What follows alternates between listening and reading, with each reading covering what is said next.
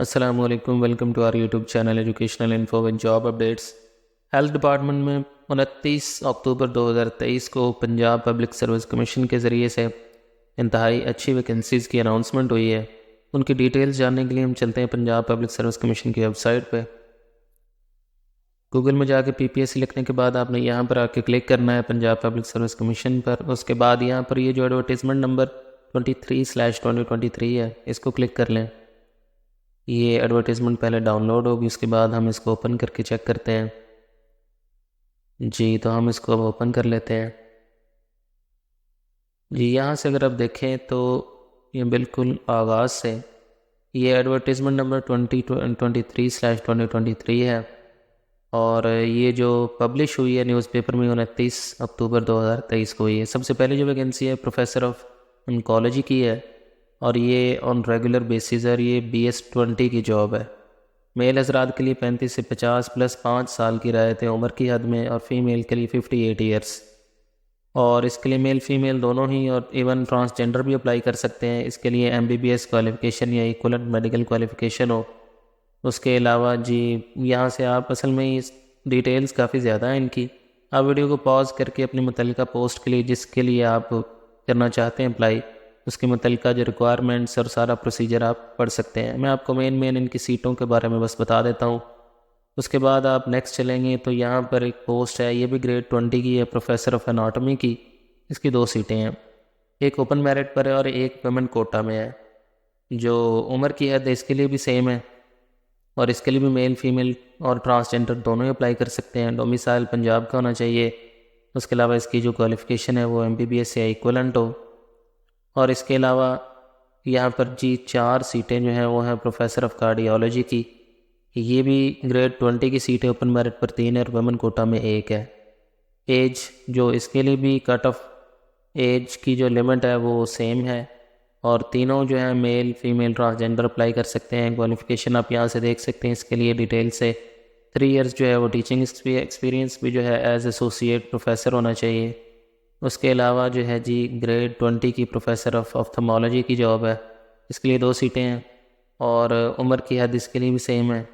اس کے علاوہ جو ہے BS20 کی پروفیسر آف پیڈیاٹرک میڈیسن کی 2 سیٹیں ہیں، ایک ویمن کوٹا میں اور ایک اوپن میرٹ پر ہے، اور اس کے لیے بھی عمر کی حد سیم ہے۔ اور جو کوالیفیکیشن ہے وہ آپ یہاں سے دیکھ سکتے ہیں، یہ 4-5 جو ہے وہ پوائنٹس لکھے ہوئے ہیں اس کی کوالیفیکیشن اور ایکسپیرینس کے حوالے سے۔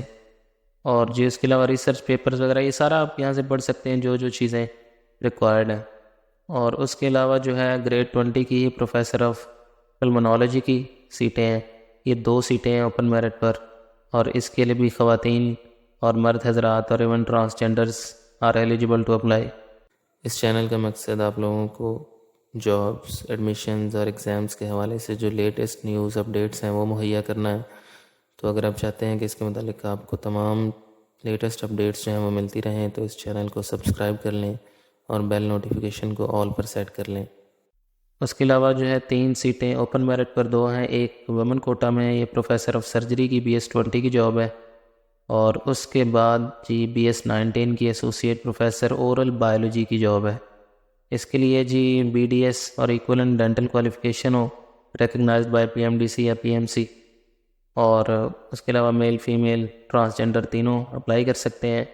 ایج کی جو لمٹ ہے وہ تقریباً کے لیے سیم ہی ہے، اس سے اوپر جتنی بھی بیان ہوئی ہیں ان سب کے لیے۔